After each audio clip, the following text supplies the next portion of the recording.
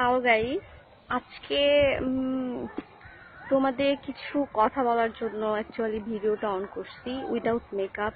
এটা আগে বলে নিতে হইলো, কারণ তোমরা তো ফার্স্টে আটা ময়দা নিয়ে অনেক চিন্তা করো। তাই আজকে আমি অ্যাকচুয়ালি কিছু ইউজ করিনি, সরাসরি আর কি যেমন ছিলাম তেমনি কথা বলতে হ্যালো গাইস, আমি কিন্তু আজ একদম মুখে আটা ময়দা মাখিনি, একদম না। তোমরা সব সময় আমার আটা ময়দা নিয়ে কথা বলো, সব সময়, সব সময়।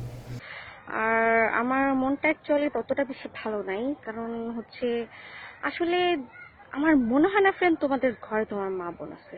মানে সবার কথা বলতেছি না, যারা যারা এই কাজগুলো করছে জাস্ট তাদের কথাই বলতেছি। রিসেন্টলি আমার একটা সেলফোন চুরি হয়ে গেছে।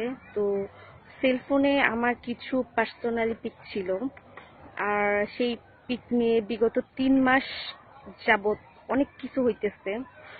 এখন মানে আমার প্রত্যেকটা ছবির নিচেই ওই পিকগুলো আপলোড দিতেছে। আমার ঘরে মাও আছে, বইনও আছে, কিন্তু তোর মতো খানকিগিরি করে না রে।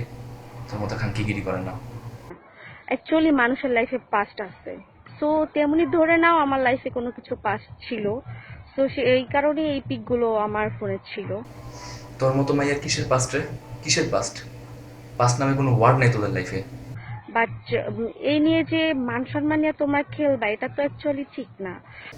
তুমি তোমার নিজের মান সম্মান নষ্ট করতে পারো, আর আমরা বললি দোষ? হুম হুম হুম। আর তোমরা মাদারীপুরের মান সম্মান মারতেছো, মাদারীপুরের মেয়ে। এটা তো সবাই দেখলে খুব খারাপ বলবে, যে পরে বলবে যে মাদারীপুরের মেয়ে এরকম একটা পিক। তোর মতো একটা মাদারীপুরের মেয়ের জন্য বাদবাকি সবগুলো মাদারীপুরের মেয়ের নাম নষ্ট হবে? Seriously? Hmm hmm hmm. Please তোমাদের কাছে আমার এইটুকু রিকোয়েস্ট, ওই পিকগুলো তোমরা আর সেন্ড করো না, হ্যাঁ? আর কোনো পেজেও প্লিজ দয়া করে দিও না। এমনিতে ফানি ভিডিও দাও, আই ড্যাম কেয়ার, দেন এগুলো প্লিজ করো না। অনেক রিকোয়েস্ট করবো আমি তোমাদের, বুঝছো? ফানি ভিডিও পোস্ট করবো? হুম, তুই তো এমনিই ফানি।